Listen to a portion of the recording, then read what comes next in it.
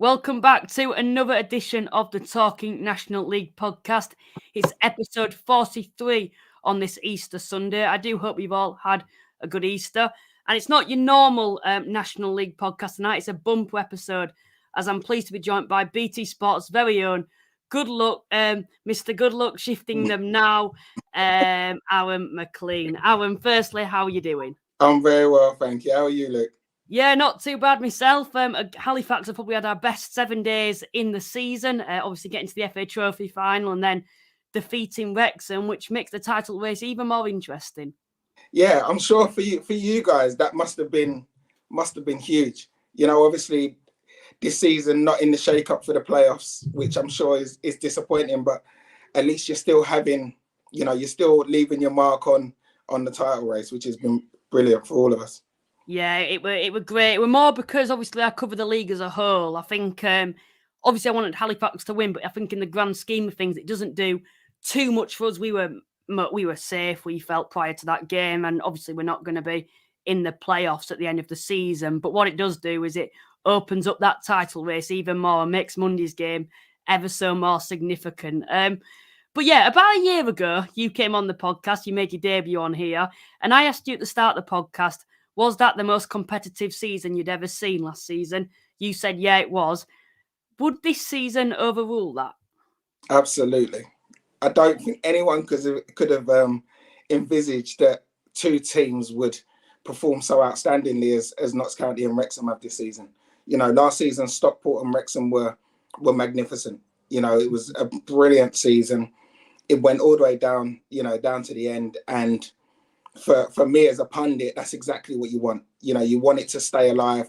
I think the way that the playoffs is done really well, so that more teams are in the shake-up once you come to the business end of the season. But yeah, those two at the top, what they've done this season, 100 points, 106 goals each, it's ridiculous. It's ridiculous.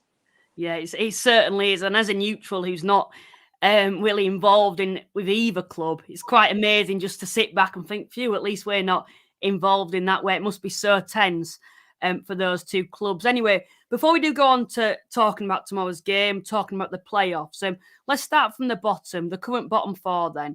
Maidstone, they're down. It's been confirmed now. Scunthorpe, I think, are more or less down, aren't they?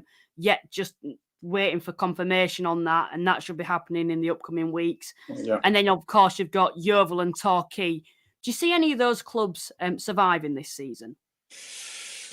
I think if any of them are going to survive, it will be Torquay. I don't think Yeovil will. I've watched them a few times recently, and yeah, they're really struggling. They're really struggling. I've seen the interviews by the captain and by the manager recently, and they just they look defeated. I can't see how they get out of it, to be honest. Torquay, obviously an old manager of mine in Gary Johnson. If anyone's got the know-how to be able to do it, it's him. But yeah, I think it might be too little too late, but if anyone's going to get out of it, it will be them, and they're on a good run at the minute. I think they've won the last 3 in a row. So, yeah. And my mate Frank Nouble's just signed down there. He's loving life down there. So, yeah, they're still in with a shout. It's still alive for them this season, but for the others, I think that it's probably just a matter of time. Yeah, Torquay are fighting for their lives. In my opinion, I do think they've left it just a little bit too late. Others may disagree with that. I think tomorrow's a huge game at Maidenhead for them. But obviously, Scunthorpe, I think they could win every game. And I projected it early and worked out. I think you're going to need about 48 points to survive this season, which is unknown, to be honest. It's usually early 40s to survive in the National League, sometimes lower than that. But I think Scunthorpe, even if they won every game, they still wouldn't survive. Yeovil, they're on bad form at the wrong time. I think they're having the worst form they have had all season, and it's at the wrong time. I'm sure you've probably seen that Mark Cooper interview that he did after the Gateshead game. What was your initial thoughts on that? Well, whenever a manager comes out and criticises fans and criticises players, and you always look and you think, oh, is this just going to be a matter of time? But I kind of feel sorry for Mark, to be honest. You know, obviously Chris Hargreaves was in there at the beginning of the season. It didn't work out for him. And I felt that it was going to go the same way for Mark, you know, to be honest. I feel like they needed reinforcements. You know, they lost a lot of players. They lost their best player the day before the season started. And they were always going to be up against it. And I don't feel like there's been no change in that. You know, obviously I know they've got the takeover that they're trying to push through at the moment, but it's going to be too little too late. You know, they don't have a strong enough squad to be able to compete at this level on a consistent basis, and they're feeling the pressure for that. Yeah, I totally agree with that. You know, I saw him again. I saw him against Gates, and I saw the highlights of that game. But I also saw him on BT Sport against Southend when obviously they were defeated at home. But I have to say, Yeovil, even when they came to the Shea as well, they were the worst Yeovil side that I've seen at the Shea in a very, very long time. They were fortunate to get anything from that game, but so poor going forward. Something that I think they've had all season is the fact that they've been so strong defensively. But it feels like they're losing that at the moment as well. That, you know, consistent defence that they've had all season that's kept them up this year. Well, it was looking like it were gonna, but at the moment it hasn't, has it? No, you know, and it's confidence as well. You know, when you're not scoring goals, you're conceding goals. All of a sudden, the confidence drains, because as soon as you concede one, you feel like it's deja vu, and you're just going to go and lose again. And that's the rut that they're falling into. You know, when Mark Cooper first took over, I think his first couple of games, he got a win and a draw, I think it was. And you thought, hold on a sec, have they turned the table here? You know, have they turned the tide? And then all of a sudden, old habits kick back in. They start losing games, and then before you know it, you're in that bottom four. And once you're in there, it's difficult. It's difficult to get out, especially when teams around you start winning games. And when you do pick up a point away from home that you think is going to be a great point, all the other teams around you pick up points as well. And that's what happens at the end of the season. All the teams near the bottom, all of a sudden, start picking up results. And if you're not one of them, which Yeovil aren't right now, then, you know, things just get bleaker and bleaker. And like I say, I think it's just a matter of time for them. Yeah, it certainly is. And you mentioned that how teams pick up towards the end of the season. You know, I remember a couple of weeks ago, in fact, it felt like it was going to either be Dorking or Gates said he'd go down. Both of those have pulled out of it, haven't they now? And I think are more or less safe now. I'd agree. Would you agree with that? Saying Dorking gets the safe? Yeah, definitely. I think I felt like Dorking were going to be safe because they just go for it. You know, they don't hold back, and they'd rather go and lose 5-0, you know, just trying to go for it than just sit back and try and hang on for a 1-0. So they're a team that they'll put everything out there, and some days it will work for them. I think the 4G helps them when they play at home. And yeah, they've scored goals. They've got a goal scorer in McShane. So when you've got someone that's going to get you a lot of goals in this league, you know, 15, 20 goals in a season, you always have a chance. So yeah, I'm not surprised to see them stay up. And I think Mike's done a brilliant job at Gateshead. Yeah. I think Gateshead were in probably a false position anyway. You know, when you look at the way that they play, it took them a while to acclimatise. They lost their best two players in the summer, you know, in Langstaff. We've seen what Langstaff's done, and Kedwin Scott. So they had to acclimatise. They had to acclimatise to coming into a new division. But I always felt that they were going to be comfortable, and I think next season they're going to be a force. Yeah, I know we said last season, didn't we? We mentioned about Altrincham going into that full-time module and how they'd be good. I think they've been quite unfortunate not to be in that race. You know, I watched them in the FA Trophy, and although they lost, they looked a really, really good side. Probably one of the better sides, Altrincham sides, that I've seen since Halifax have got promoted back into this division. But I think Gates said they've found that missing piece in the jigsaw, haven't they, with that striker now. They've got Dinanga, who's firing goals for them, course on loan from Altrincham. And you know, you've mentioned there with McShane, if you've got a prolific goal scorer at this level, it's going to keep you in this division. That being said, the one club that could be falling into that relegation zone and are in bad form at the wrong time once again, new manager in charge is Aldershot. Could you see them falling into it this season? Of course, Drew at home to Yeovil. Yeah, definitely. They're literally on the brink. You know, and I think the thing that's been saving them of late is the fact that the teams below them have been losing, or that they had a far enough gap away from the likes of a Scunthorpe or even a Maidstone, someone like that, Yeovil. Torquay are the ones Torquay are coming, and it's going to be tough. If Torquay continue to do what they're doing and Aldershot continue to play the way that they're playing, then Aldershot could easily get sucked into that. And I'd be gutted to see Aldershot go. You know, that was one of my National League clubs that I played for. And I think they're a great club, great fan base. But at the moment, you know, they are in serious trouble, and they need to hope that with the new manager coming in, he can change their fortunes sooner rather than later. Otherwise, they could find themselves, you know, on that trapdoor. Do you think these sides who do go down, of course, it's Maidstone, Scunthorpe, and then I'd say Yeovil, and it's either going to be Torquay or Aldershot.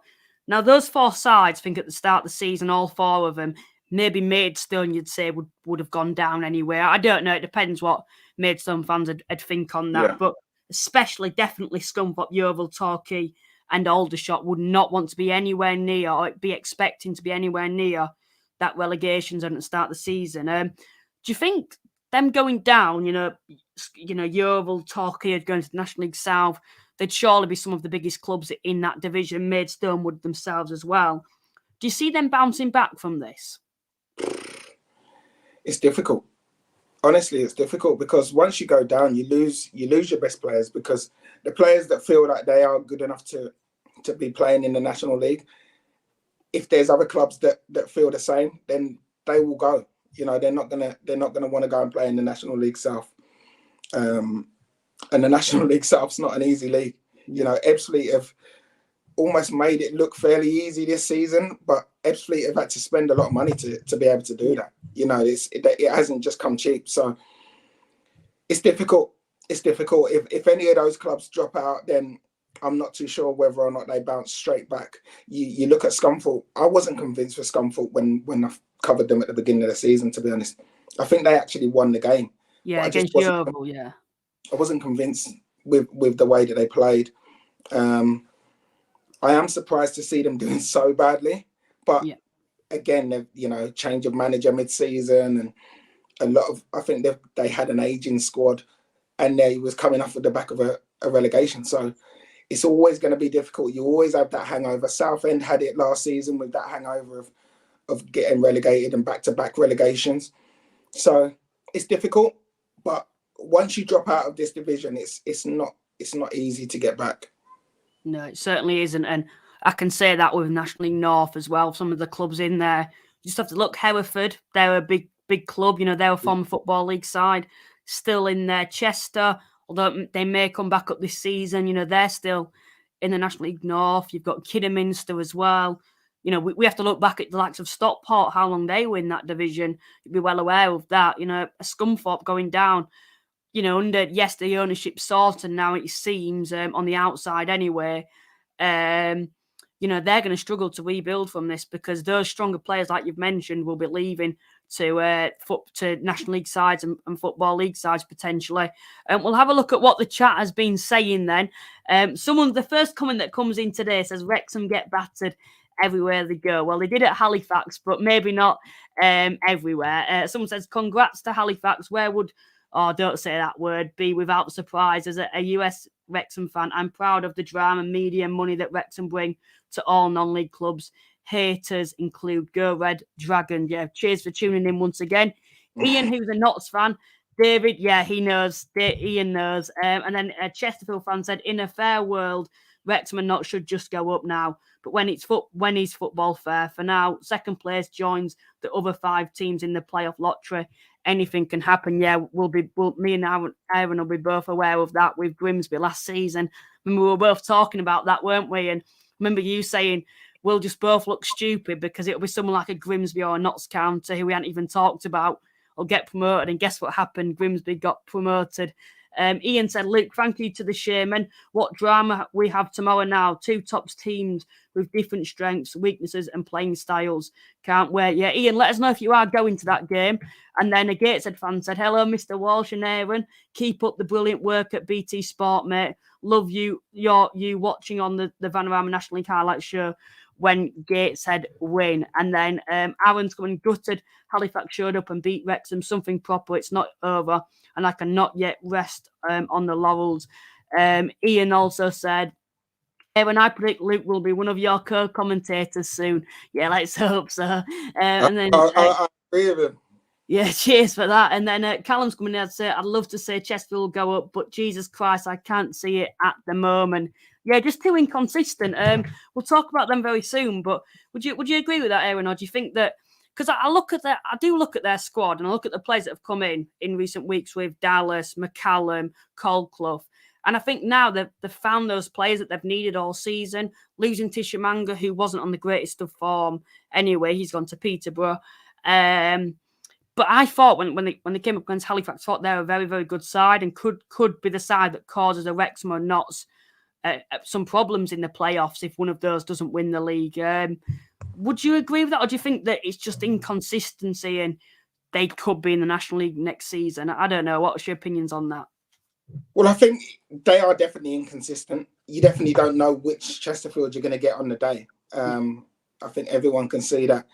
But I think once you get into the playoffs, they are these one-off games, and they have match winners in their team. They have the Dallas, they have McCallum, they have Mandeville, they have King. You know, they have the Colclough, who's an outstanding player, by the way.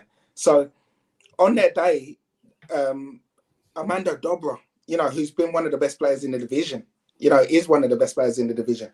So on their day, they have the ability to go and beat anyone. You know, it is just which Chesterfield do you get? And I think throughout the season, we haven't seen the proper Chesterfield enough. But coming into the playoffs, yeah, I don't worry about them, really. I think that they will be able to turn up on the day and give anyone a good game.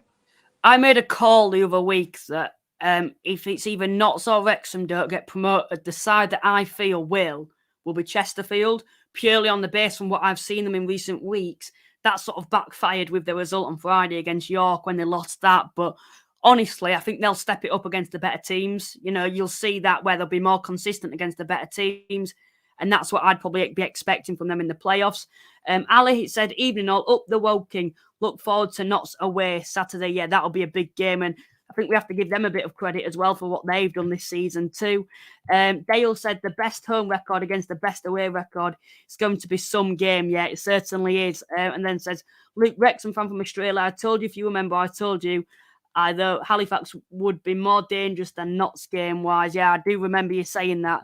And then John, who's a Dagenham fan, said, evening all, good victory at Bournemouth for us. Feel both Wrexham and NOTTS deserve to go up. Rules need looking at. Yeah, they certainly do. We were talking about that last year as well. But as we have got a few Dagenham fans that are tuning in with us, Aaron, you know, at the start of the season, we looked at Dagenham and I think we both probably thought, oh, they need to be in the playoffs. You know, we look at them every season, they keep falling short. They're not consistent. They haven't been since they've come down to this division. If you're Dagenham now, Ben Strevens has come in next season. How do you rebuild for this and hope that next season they can go on and try get back into the playoffs where they feel they should be? It's going to take investment. You know, I looked through the Dagenham squad and when Aaron McLean got sacked, I looked at their squad and they've got very good National League players, but these players have come from nowhere, to be honest. Either wasn't wanted at clubs or, you know, wasn't getting a game at clubs, was coming from leagues below.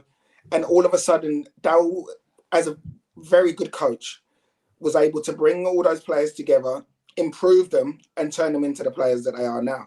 So Strevs has got to do the exact same. You know, I don't think Strevs is going to be inundated with finances to be able to go out and handpick whoever he wants. So he's going to have to lose a few. He came in and straight away he lost Junior Morris within a few days of him being in the building. You know, Dean Rance then went to Scunthorpe. So he's had a lot to deal with since he's come in. They have to sort out their front line. Innie's done absolutely amazing. And you just can't expect Innie to be able to do it on his own. You know, they're going to need a strike force. They're going to need new players. And they're going to have to rebuild. I don't think that they can really set their sights on past seasons, you know, looking to try and get into the playoffs. I think next season's literally about rebuilding and trying to get a structure, and then they can try and look forward past that. Yeah, I know Ben Strevens, he did well at Eastleigh, didn't he, when he was there? I think, did he get him into the playoffs, I believe? So yeah, I think next season in my opinion, will be strong. Yeah, listen, Strevs is a very good manager. He knows his way around this division, and I've no doubt that he'll be able to change the fortunes of Dagenham. But again, you need some kind of investment, and I'm not too sure how much money the owners are prepared to put in. You know, when you sell your front three, when you're just on the brink of playoffs, that doesn't scream to me that huge ambition for this season. And if you're doing it now when you're on the brink of playoffs, what does the future look like? You know, I don't know what the circumstances of Darryl McMahon's dismissal or him leaving or whatever it were, but my guess is that played some kind of part in it. So, yeah. You know, I think financially, I don't think that they're going to be as strong as some of the other teams in this division next year. And with that, I think that if they can do what Bromley are doing, what Boreham Wood are doing, and get a team together that just fights for each other and scraps and on not a huge budget, then they can do well. And bringing Ben Strevens in was a very good appointment because he knows the club, he knows the fans, and he knows his way around this division. Yeah, Dagenham are 6 points outside of the playoffs at the moment, in my opinion, and I think most people's opinions. It's probably too far for them now to sort of flirt with the playoffs, to be honest. As it sort of shows at the bottom here, they're the 8 clubs that I think, in my opinion, and most people's opinions, realistically, are in this playoff race and promotion race. I think Southend, they had that bad run of form, and that's cost them now, I think, to be honest. I think they could still get into the playoffs, but I think it's a step too far.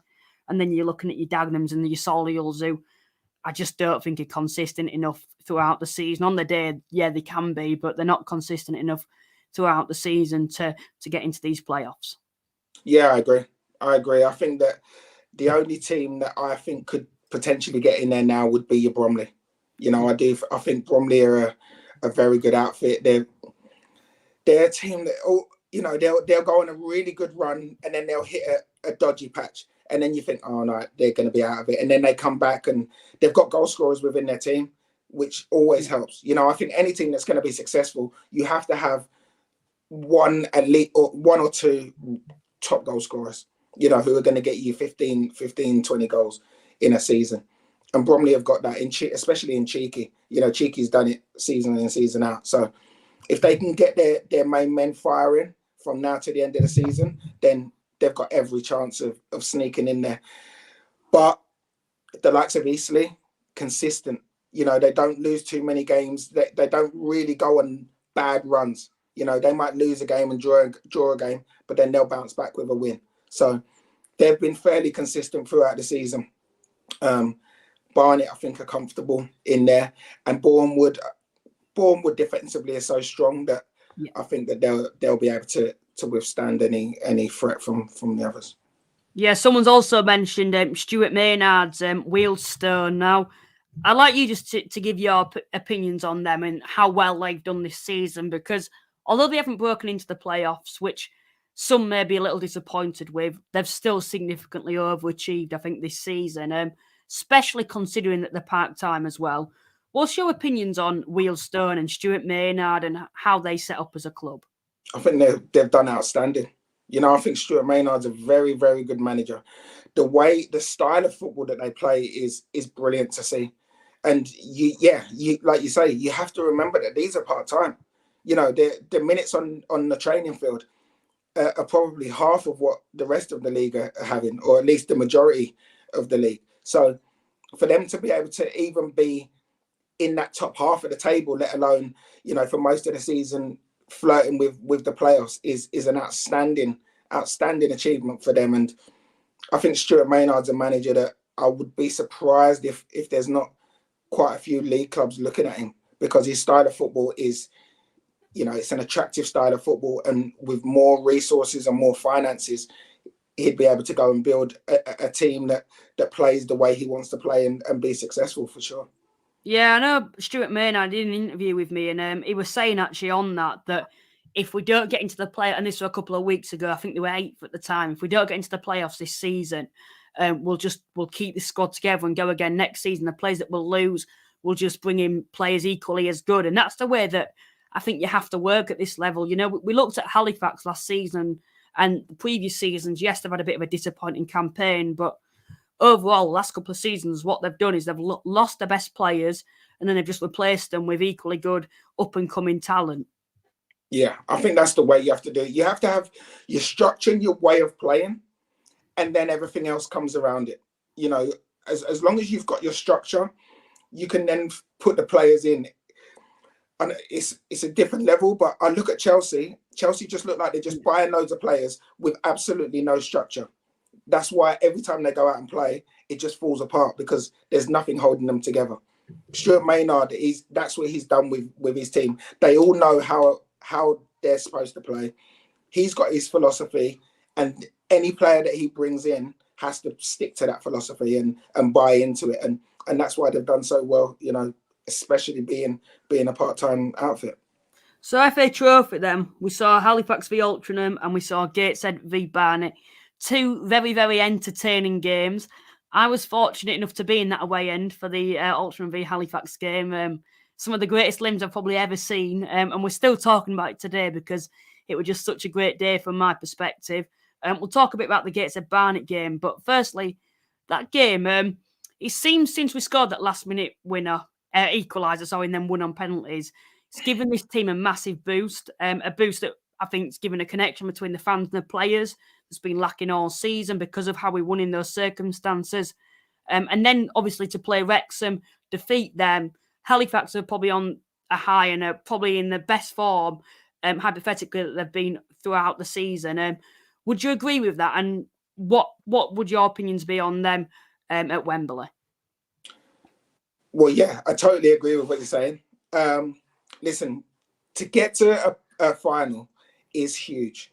You know, I covered the Papa John's final last week, and looking around, looking at all the fans, and seeing the smiles on their faces. You know, it's a day out at Wembley, which as a fan you don't always get, with depending on which club you follow. As players, you know, I never had the opportunity to play at Wembley. Anytime I ever got to a final, the final was never at Wembley. So it's something that I missed out on in my career, and something that I desperately would have loved to have done. So these players will all be on a high. From now until that final, they will all be on a high. They will all be fighting to try and make sure that they're in the manager's first 11, you know, to go out and play at Wembley. So yeah, this is a bad time for anyone to play against Halifax. You know, I think that I think when they get to Wembley, they'll go out and they'll just perform the best that they can on the day. Playing against Gateshead, I don't think there's anything to fear. I think Gateshead on that big pitch it's going to be a difficult game, but any game would, you know, any team would be a difficult game. So it's quite an evenly matched final. I think both teams will bring a decent set of fans, and it's going to be a great occasion for both clubs. Do you think that this goes a long way on a positive side for Halifax next season with the prize money, the day out?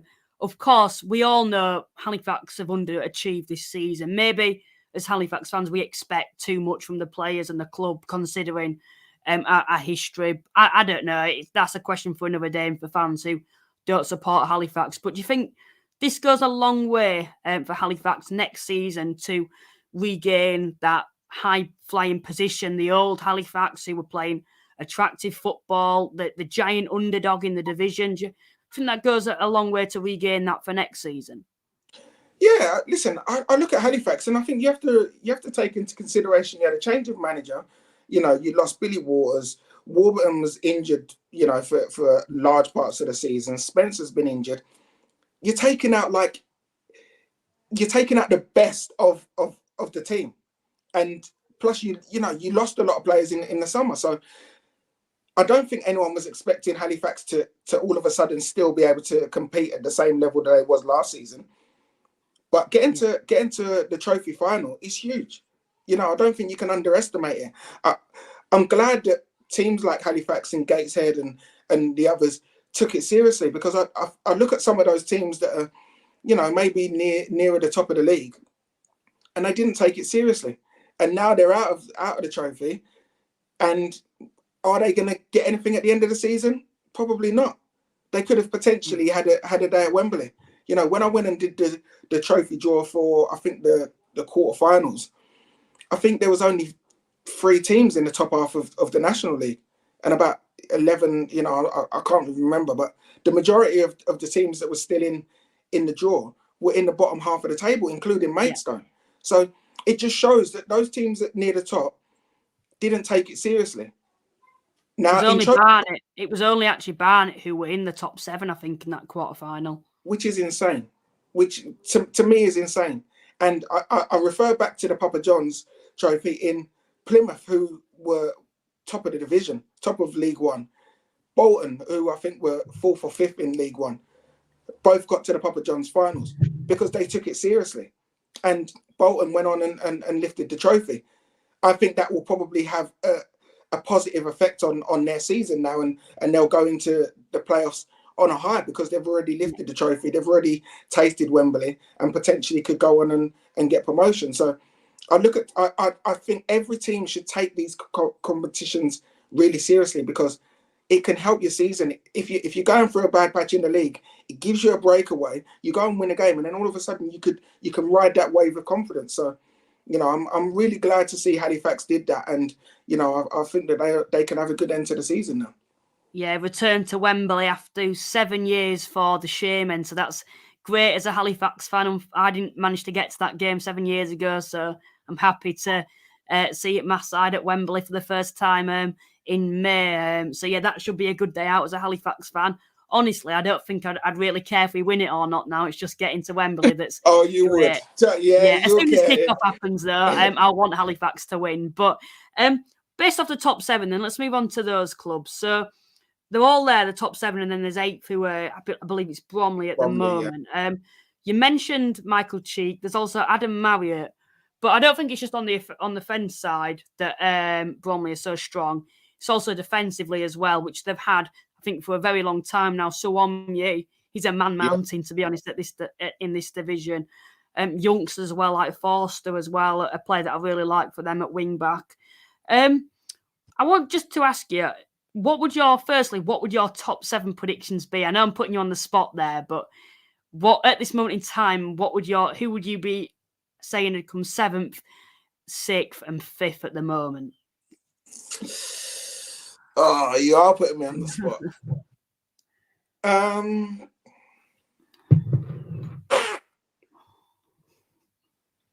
Okay, I think the run that Bromley are on at present, I think that they will get in. In what order those you don't have to do it. It's up to you if you want to do it. I'm not sure what order they'll go in. I think Eastleigh will probably take that last spot. And I just really worry about Bournemouth.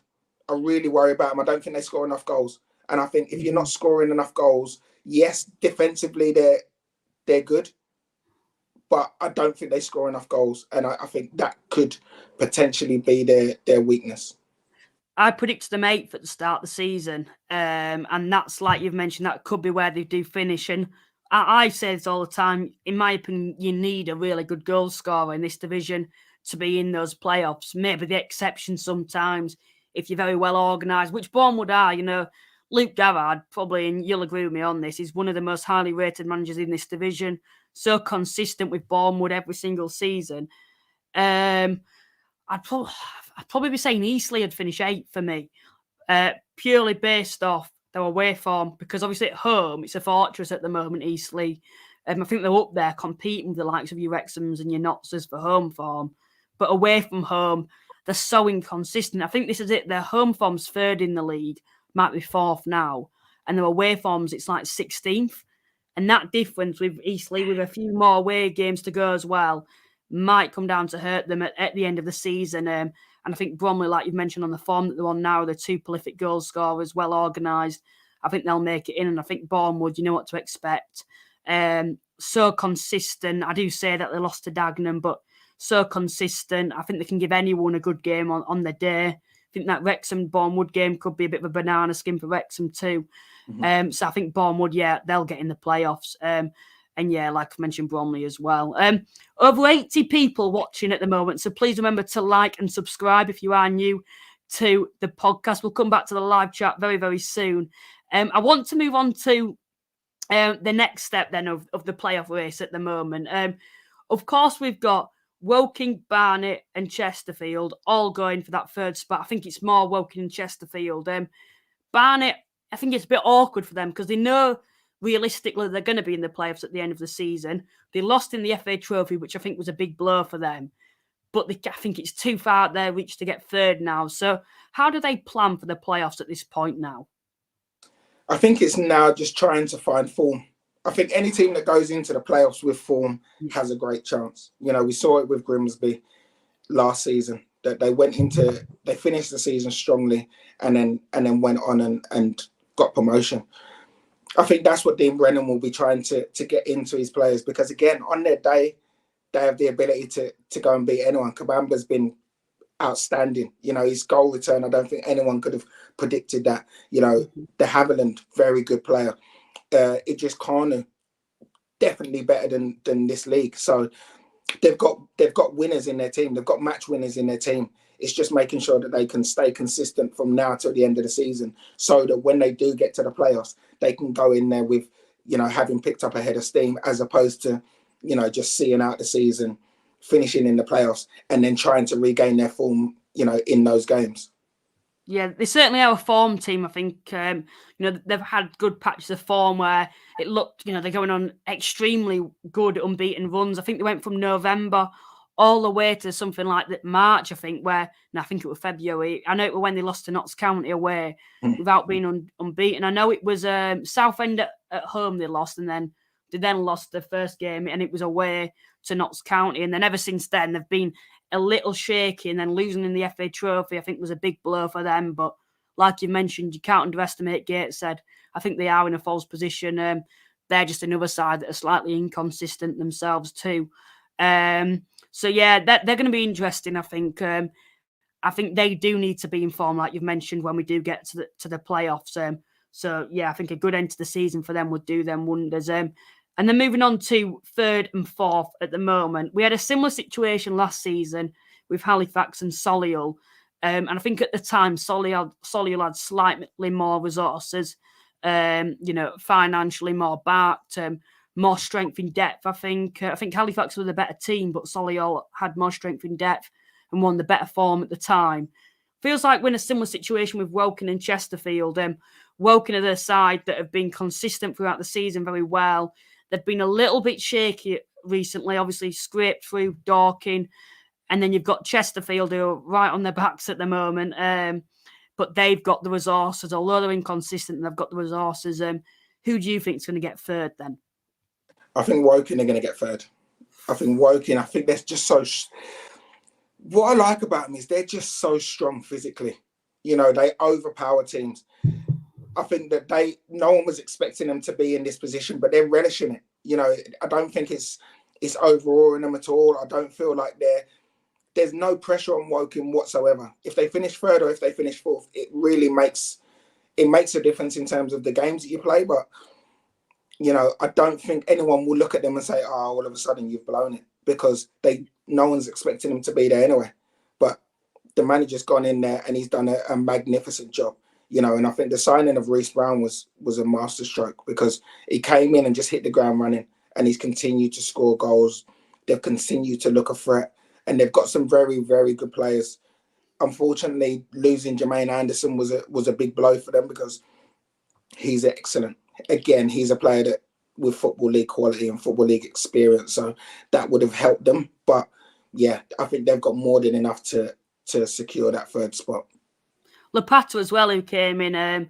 That was a surprise to me, because I didn't think Woking had the backing in them. And I know Woking, they're a bit hidden in that department, because they do have a lot of money, I think, behind them, more than a lot of people probably expect. But for them to pinch Lopata from Southend, of course, we know a lot of that's due to understandable reasons with the financial side of things. But for him to go there just adds to that strength that they've already got. I thought personally that he was going to go to Chesterfield. And I think they were the biggest rumours. But then for him to go to Woking, I think it's convenient for him. It's not too far from Southend. And I think, yeah, that's a very, very astute signing, in my opinion. Yeah, I think location probably played a huge part in it. But at the same time, I think Woking have, I think their owners have looked and said, you know what? We're on the brink here. We could do something that none of us thought was going to be possible this season. So why not? Let's push the boat out and bring in someone like Lapata, because Lapata's quality. Lapata, I was expecting him to go into the Football League, to be honest. I'm surprised that he stayed in the National League. So to bring in someone of his quality just shows the ambition of the club, shows that they think, you know what, let's have a go. Let's have a go and see where we end up. And if they don't manage to do it this season, they'll definitely be stronger for it next season. So yeah, I've been really impressed with Woking, and I know a lot of Woking fans don't feel like they get the credit they deserve, but I've non-stop talking about how well they've done and how impressive they are, and I think they're, out of everyone, I think they're the one team that nobody will want to play. I don't think anyone wants to come up against Woking. And if they get that third spot and get a home draw, I can see them getting to the final. Before we do move on to the top two in Wrexham and Notts County, let's do a few predictions then. So, Aaron, we have our own prediction league on this channel. 3 points for getting the exact result correct, the score correct, and then 1 point for getting the result correct. At the moment, I'm 6 points clear. It's been very, very tight. We had Tom on the other week. You must have had some dodgy guests on, I think. Yeah, nah. We had Tom on the other week, to be fair, and he takes proper analyst side of things in the National League. But Aaron, you've got to beat me. You're a pundit for BT Sport. Are you confident for this one?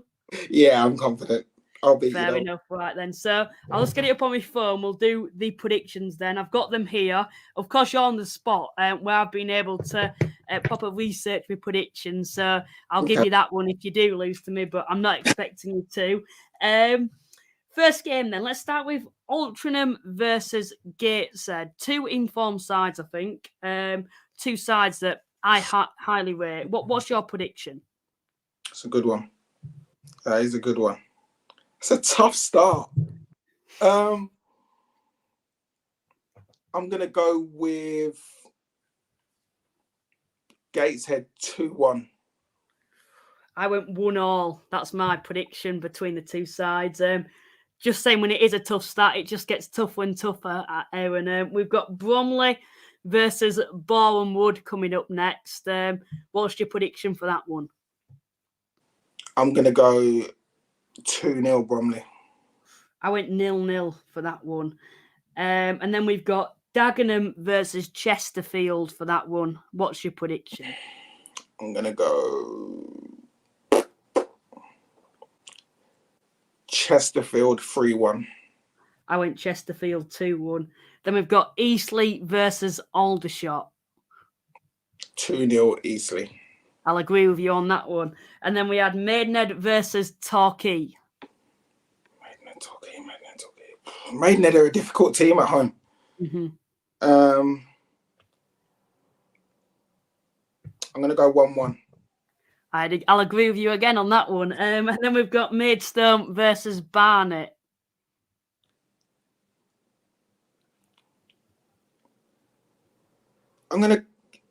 Barnet will win. It's just by how many? I've got 3-1. I'm going to go 2-0. 2-1. At 2-0, I went 3-1. And then we've got the final few then. Scunny v Oldham, two sides relegated from the Football League. What's your prediction? I'll go 2-1 Oldham. I went 1-1. And then we've got Wealdstone versus Solihull. Wealdstone, good at home. Good footballing team. Solihull, mixture at the moment. I'm going to go for a draw, 1-1 draw. 2-2 draw, actually. I'm going to go 2-2. I went 2-1 Wealdstone. And then we've got Woking v Southend. That's a good one. I think Woking will win. I will say 1-0. I went 1-1 for that one. Then we'll do Yeovil v Dorking then. Dorking 3-1. I went Dorking 3-0. And then we've got York v Halifax. Come on, I'm hoping you're predicting an Halifax win here. York are in good form. Yeah. I'm going to go 2-2. I went 1-0 Halifax. Maybe a bit of bias there. And then the last one we'll do Wrexham v Notts, but we'll save that until the end of the podcast, as that is the big one, and we will turn our attention to that game then. So firstly, on the Notts side of things, I do believe that you interviewed Macaulay Langstaff earlier in the week. Is that being shown tomorrow night, I'm guessing, for BT Sport for that game? Yeah, that'll be shown before the game. Yeah. In the build-up. What was that like, interviewing him then? It was very cold. Yeah. Nottingham is such... I don't think just Nottingham in general, but where we were sat was freezing cold. That side of the stadium is freezing. But no, the interview was brilliant. You know, it was brilliant to sit down with him and just talk. He is such a hungry, driven, humble young man. You know, I was so impressed with him. You know, talking about how, you know, he's the way he can help the team. You know, I asked him about taking penalties, and he was like, no, listen, we've got a penalty taker. If all I care about is that the team wins. You know, it's not about me. It's not about me scoring the goals. Yes, I need to score goals for the team to win games, but if there's someone that's better than me, which Ruben is, then I'm more than happy for Ruben to take the penalties. You know, when he spoke, he spoke about Jason Turner, and you know, he just really impressed me. Really, really impressed me as a young man, and it's no surprise to see him doing so well, because, like I say, he's got his feet firmly on the ground. He hasn't got carried away with the amount of goals that he's scoring, and he's just as hungry as before he'd kicked a ball. And of course, he's broken the National League goal scoring record now, but I think a lot of the attention is brought towards him with Notts County, which deservedly so. You know, in my opinion, well, I wouldn't say that, but I think him and Paul, I'm sort of doing a bit of a cop out here, but him and Paul Mullin are the two best strikers in the league without any doubt. But also you've got Ruben Rodriguez on that other side, and in my opinion, I think he's probably the best footballer in this division. You know, from Portugal, really, really good winger. So many assists as well for Langstaff. Such a great pair going forward. Like I mentioned, so many good goal contributions too. As a whole, though, Notts County, what do you think of this side this season when you look at them? I think they're by far the best footballing side in the division. There's no question. You know, the way they move the ball, the way they build, play through the thirds, you know, look to get the ball into midfield, look to, you know, their wingers coming in and fullbacks going on the out, you know, on the overlaps. You've seen with the amount of goals that Chickson's got. You know, Chickson's got 10 goals this season, you know, and they score goals from one fullback crossing to the opposite fullback on the far post. You know, they really get bodies forward and a really fluent style of play. So for me, they're by far the best footballing team in the division, and I've been really impressed with the manager, really impressed with their recruitment. You know, Jody Jones, John Bostock coming in. They've signed now Junior Moraes, who hasn't obviously featured yet because he's been injured since he's moved from Dagenham. But I know that they do a lot of their transfers based on stats, but I think you see the benefits from it. But again, another team that they have their structure, they have their style of play, and any player that comes in has to be able to adapt to that style of play, has to be able to fit in. Like, you know, it's like a jigsaw puzzle. If you're the right type of player, then you can come in and play in that team. Yeah, not so. I think since they've come down to this division, they've always had the problem of maybe not being consistent against the lower teams in the division, not putting them to the sword when maybe you'd expect them to. You know, I remember a lot of results last season. I think Wealdstone were one of those games where they seem to struggle. And it's sometimes, and if there's one criticism towards them, sometimes this season they struggle to get that first goal in certain games and break teams down. And I do say that sometimes because it's very, very rare. But if there was one criticism that I'd give them, you know, I look at the Halifax match where they scraped past us, Yeovil, when they drop points at home, Bromley as well. Sometimes they do struggle to break teams down, but when they find that first goal, that's when they are lethal, aren't they? Yeah, and listen, more often than not, they do. You know, I think Langstaff hasn't gone more than 2 games this season without scoring a goal, you know, and he's got 41 of them. So more often than not, they do. But like any top team, when you come up against lesser teams, they're going to camp behind the ball. They're going to try and make life difficult, and they're going to try and stop you from scoring. And once you feel like you've run out of ideas, you're always susceptible to conceding. I don't think Notts County are the strongest team defensively, but they have the ball more often than not. So, they're obviously going to concede less goals. So I've been really impressed. I've been really impressed with them. I do feel like it's their time. I feel like it's their time to go up. They deserve it. They've, what is it, 3 seasons, been in the playoffs each season since they got relegated. And this year they're best equipped with the manager, with the way they're playing, with the consistency, and with Langstaff and Rodriguez. I think they've got no better chance than this season. Yeah, I always used to think Kyle Wootton last season, and we thought he were good. We look at Langstaff now, and that's just a totally different level. 110 people in the stream at the moment. Aaron, we don't usually get people as many views as this in the stream. So cheers for coming on tonight once again. But just just final bit on Notts. Luke Williams, he came in the summer, and he was a bit unknown, I think it's fair to say. We looked at, let's say, Paul Cook, Phil Parkinson at Wrexham and Chesterfield, and they were known managers in English football. They've done it, as high as the Championship in the past. But Luke Williams was a slightly different approach, a young manager, a little bit unknown, didn't know where to go, very analytical based. How highly would you rate him this season? So highly. For him to be able to come in and get this team playing the way that he wants to play, getting them playing that attractive, passing, fluid style of football that they do from the get-go. So impressive, and I think it showed good bravery and ambition from the ownership at Notts County as well, that they went for that style of manager. Because, not to say Notts didn't play good football before, because they did, but not to this level.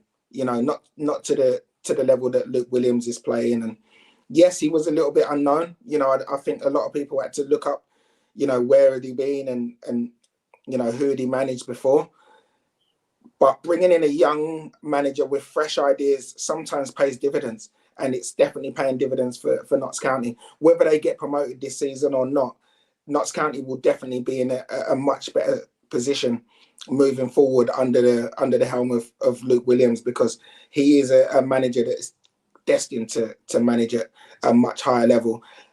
I'm sure Notts County are hoping that it's with them, but he will have a very, very long managerial career, because he's a forward-thinking manager. He plays the style of football that we all love to sit and watch, and I think he's already got the structure. It's just about making sure that whichever club he's at are going to be able to give him what he needs to be able to see his structure flourish. Moving away from Nottingham now and over to North Wales in Wrexham then. They, I think, are everything. I think Notts County, in my opinion, they have one set way of playing that's effective, where Wrexham, I think, I wouldn't say Notts don't have a plan B, but have other areas where they can expose teams. They're strong in the air, they're physical, they bully teams. But what they can also do is play nice football as well. What would your opinions be on Wrexham as a football club, the growth that they've had this season, even compared to last season, over 100 points now, in the driving seat at the top of the league? What's your opinions on them? Well, Wrexham, for me, are just relentless. They're a relentless team. I was doing some prep earlier and looking at the moment. Everyone I speak to that talks to me about the National League, they all of a sudden assume that Wrexham have just been this force for years. It's not the case. This is their 15th season in the National League, and only 5 of those seasons have they finished in the playoffs. So this is quite recent that they're having this really good period. Obviously, since the new ownership came in, not last season, but the end of the season before, when they just missed out on the playoffs. All of a sudden, yes, they've brought in a manager who knows. Listen, Phil Parkinson knows his way around the Football League. He knows his way around the National League now. And yes, he's had the luxury of being able to go and sign League One stroke championship quality of player, but you still have to get them working. You still have to get them to buy into playing in the National League. You still have to get them to perform to the levels that they can perform. But what I think the biggest thing for them was Paul Mullin, because for me, he's the best player in their team, and his work rate and attitude and application is first class. And if the best player in your team does it and wants to work his socks off and chase down every single ball, then there's no excuses for anyone else. So he leads by example, like Paddy Madden did with Stockport. Paul Mullin does that with Wrexham. And they do have different styles of play. You know, they can play football, but they're a lot more direct. They want to get the ball. They want to play percentage football. They want to play territory, should I say. And once the ball's in the final third, throw-ins, corners, any kind of set pieces in there, they're a force because they've got big, strong, physical lads who want to go and put their head on the end of things, are brave in a challenge and want to go and make an impact. So, yes, they're a totally different team to Notts County, but equally as effective. And as we've seen, you know, you don't get that number of goals and that number of points if you're not a very, very good outfit. Yeah, industrial football is how I'd describe them. I think they're a definition of winning the National League, what you need to be. It's not always the prettiest footballers that win the division. It's the ones who have the passion, the fight, the relentlessness that they have that win this division. And we've seen in the past how teams have got promoted as well. Grimsby in the playoffs last season, they were nowhere near the best footballing side in that playoffs. But what they were relentless. And they had that never say die attitude. And that's why they got promoted last season. Phil Parkinson then. Now, he's a highly rated manager in English football. He's done it with Sunderland, he's been at Bradford, Bolton, I think he had a spell at as well. When he first came in, and this was just my initial, I'll be honest here, this were my initial thoughts on him. I thought Wrexham have basically got a big name there, and that's basically what they've done. They've only brought him in because he's a big name when he first came into the club. That seemed to be correct at first, for the first, some may say even the first half of the season to a certain extent, and that he was underperforming with that squad. Then the second half of last season and this season, I think he's proven me wrong, most people wrong, and why he's such a good manager. And now I can't highly rate him enough what he's doing with Wrexham, because you can have all the money you want in the world, but you can't build a team like Wrexham have and make it work. Like you mentioned with the Chelsea situation, you know, they've got infinity money basically. Like Wrexham have in their respective division. But what they do well is Wrexham have a good team. How highly would you rate Phil Parkinson? Well, I've played under Phil Parkinson at Bradford, so I know how he gets his teams very well organised, very well drilled, and he knows exactly how he wants to play, and everyone has to buy into it. You know, you have to buy into his style of football. And yes, it is a little bit more direct than the likes of a Notts County or a Wealdstone or those teams that want to play that fluent passing football, but it's so effective. And he will have those Wrexham players well drilled. And again, like what I say, he'll bring in leaders that will marshal that dressing room and make sure that the message that he's trying to get across gets across to the players by those leaders in the team, like a Tozer, like a Mullin, like a Young. And he's got a very good assistant manager. You know, Parky's, again, was the assistant manager when I was at Bradford. And he's very good, very tactically aware, very, you know, he's a fighter. You know, he's got that grip between his teeth. He makes sure that nobody has any days off. You can't cheat with him, put it that way. You know, there's no one can try and shirk a tackle, shirk responsibility. So I think they've got real leaders. They've got men in their dressing room. And that counts for a lot, especially when you're going through tough periods. Having men in your dressing room counts for a lot. Yeah, it certainly does. I'm going to ask you anyway. I know you've played under Phil Parkinson, so maybe your answer may be a bit obvious now, maybe not though. I'm going to ask you, if it was either club that you'd like to play for at the moment, let's say you're back in your playing career and you wanted to play under Luke Williams at NOTTS, or you wanted to play under Phil Parkinson at Wrexham, which club would you be? I'd have to choose Notts County because I love their style of football. I love it's a lot more similar to the style of football that I was used to playing, especially in my time at Peterborough. Was probably the most enjoyable time of my career. We played free-flowing, fluent football, people interchanging, and strikers making runs all over the place. And that was the style of football that I really loved. So I'd have to go Notts County. You should come out of retirement, then you could be the missing piece that could find Notts County back to the Football League. You Maka and Rodriguez up top. That'd be good, wouldn't it? Seen me play recently, clearly. Yeah. But but moving on then. Obviously tomorrow the big game, Notts versus Wrexham. Like you've mentioned, and it's been built up. You've seen probably the promos that they've done, BT have done, the thumbnails people have done for tomorrow's game. How significant is this game in the title race for those who don't know? It's huge. It's huge. This is for me the biggest game. This is the biggest game that I can remember since I've been covering the National League, or even when I was playing in the National League.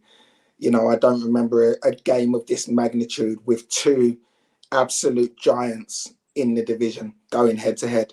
I thought Wrexham Stockport last season was huge, and we saw how Wrexham just absolutely dominated them. This is double that.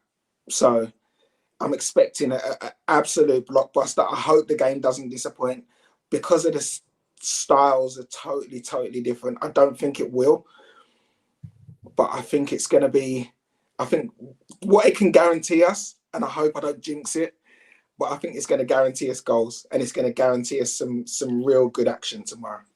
Do you think both teams will be quite wary? You've mentioned goals there, but do you think they'll be quite wary that, oh no, we can't afford to concede here? Even Notts now, like Wrexham draw, I still don't think the title race is over. If Wrexham draw, I think if Wrexham win, then I'd say it'd be theirs to throw away from that point. If they win, if Notts win, Notts will go top. It'll be within their hands. I'll give my prediction. I'll ask for yours in a second. For those who are watching as well, please give your predictions in the live chat. But I've said 1-1 because I can't split the two sides. Maybe a bit of a cop-out there. That is such a cop-out. You're asking me to put my neck on. I'm expecting you to go either way now, Aaron. So, yeah. But I'll ask for yours in a second. But what would... I want to just ask, when you look at the two sides, you look at this match and you mentioned that there'll be goals. Do you think both teams will be quite... Oh no, we'll let Notts County have a bit more of the ball because they need to, of course, win the game. And if we beat them or draw, then it's still within our hands. How do you see this going? I don't think either team can afford to look at it that way. I think Notts County will naturally have more of the ball because of the way they play. I think they're a possession-based team and they're at their best when they've got possession of the ball.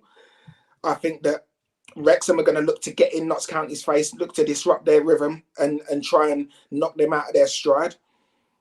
But they'll be direct. I think they'll look to get the ball into the final third as much as possible and put that back line under pressure.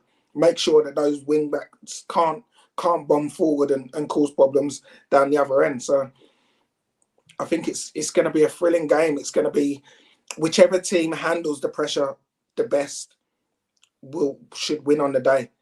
But listen, it's so hard to call because you just don't know. You just don't know.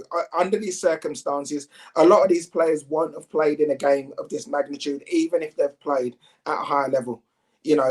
For a game to be as well publicized, televised, and so many people interested in it, you don't get this in League One. You don't get this in League Two.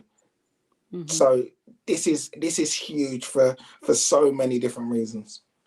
I think it's one reason why for the neutrals you're like, oh no, I'm still glad it's only two that get promoted, because you wouldn't have this. If it was two going up, both sides they'd be home and dry now, wouldn't they? They'd be in the Football League planning for next season, but instead they're in this first title race tomorrow. But yeah, I'm copping out. I'm going to go for 1-1. Some people have put some ridiculous predictions in the chat that would be ridiculous, but honestly, knowing these two clubs, they wouldn't be. Someone said 5-4, like the Grimsby game last season.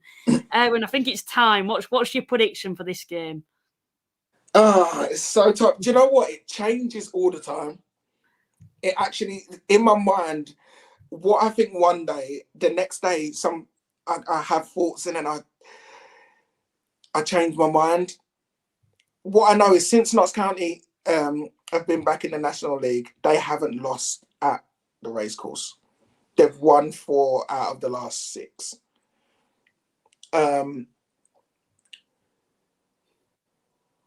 It's so difficult, but I can't see past the fact that Wrexham have won 19 and drawn 1 at home. Yeah. I can't see past that, and I can't see past the fact that of just how relentless they are. I think they're going to make the game ugly for Notts. I think it's going to be difficult for Notts to get their full game going. If they do, then they'll win the game. But I think Wrexham are going to win. I think Wrexham are going to win tomorrow. I don't know what the score's going to be, but that is a cop out. Then you can't give us a score. Yeah, I think it's going to be a high scoring game. I think there's going to be probably 1 goal in it. So I'm going to say either 2-1 or 3-2. Fair enough. But this reminds me very much of Stockport last year, and when they needed to at that time of the season, they put a performance in, unbelievable performance, and they were at home. I think the home advantage with that home crowd is incredible. Both teams' fan bases are incredible. But at the racecourse, it's you know that you're away from home there. You know that you're going into the Dragon's Den, as they call it. So if I have to choose one, I'm going to choose Wrexham. But honestly, it's literally a toss of a coin. Yeah, it certainly is. I think I can't see Notts winning, and I do apologise to Notts fans. If there was one side that were going to win it, it'll be Wrexham. And I think if Wrexham play at their true potential and play at their best, they will be the side to win it, because they've proven in the past they can turn up for big games. You know what? I disagree with you. Do you? I think if both teams play to their potential, I think Notts County win. Do you think? Because I think Notts County are a better side overall. I think Notts County are a better team. I think they're the best team in the division, hands down. For me, I honestly think that the way they play, if they play their best football and Wrexham play their best football, I think Notts County win. But I think Wrexham will spoil the game enough for Notts County to not be able to play their game. And I think that I don't think they can both play their best game, because they're both contrasting styles. So someone has to come out on top. Someone's star has to overpower the other person's star.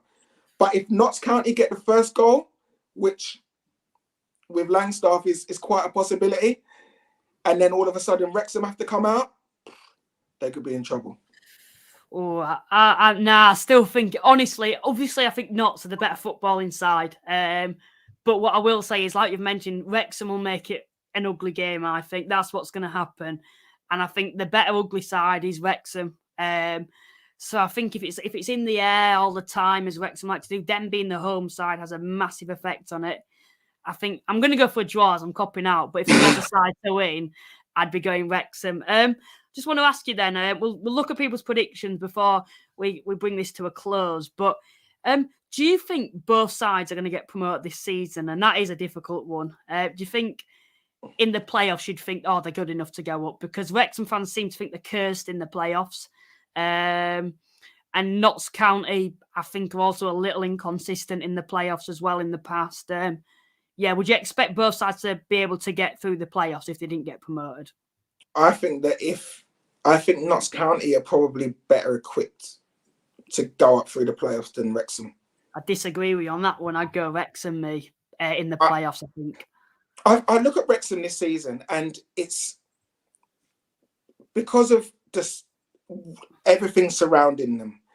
I feel like everyone wants to make their name against Wrexham. Everyone is desperate to just try and upset everything that's going on with the owners, with the film crew. You know, everyone's so desperate to upset Wrexham and to be the team to help put the spanner in Wrexham. Whereas with Notts County, I just think that I don't think they was expecting to win the league. I think because they've got such a good manager and they're playing such good football, and they've got Langstaff who just scores in his sleep. I think that all of a sudden they're in a position where they're like, okay, right, we can actually go and win the league. But I think with their style of football, I think most teams can't handle it. And I think their structure, they're the best equipped to get in and win the playoffs. I think Wrexham, you look at last season, I think that hangover, it's hard to forget. It's still, that wound is still open. And the only way they solve that is by winning the league. I think, well, Deeswee way, I think with the reason that both sides didn't get promoted, who's at Halifax now, but I think Notts, and I look at them at home, and I look at the games this season, and they're both exceptional at home, I have to say. But if one of these sides doesn't get promoted, it'd be so tiring and devastating that you wouldn't win the league. In the playoffs, how would you cope when you're coming up against an Eastleigh side or a Barnet side or a Bromley side or a Boreham Wood in the playoff, in the semi-final, or whoever, Chesterfield, whoever you'd be playing in the semi-final? It'd be so devastating after that. The opposition would be on a high because, you know, they're just happy to be in that semi-final with little expectation. I honestly think either side could struggle. Then again, I think Wrexham at home, I honestly think they'll be too good at home, even in the playoffs. That may backfire.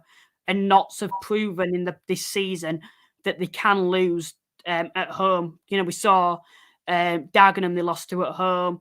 Who else is that? Yeah, that's the only defeat I think they've had at home all season. But, you know, losing to a Dagenham side, they've lost to Dorking away. I say all this, but Wrexham have just lost to Halifax. So it's very, very hard to call, isn't it? But in my opinion, this is me, at the moment, I'm saying Wrexham are going to win the league. And I think Chesterfield are going to go through the playoffs. Now, it's a bit of a bold call. What would yours be at the moment before we bring this to a close? Oh,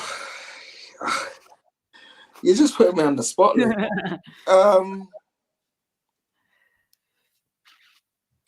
do I think is going to win the league? I don't know. Fair enough. I don't know who. But I think that if Wrexham end up in the playoffs, I don't think they go up. I think if Notts end up in the playoffs, then I think they do.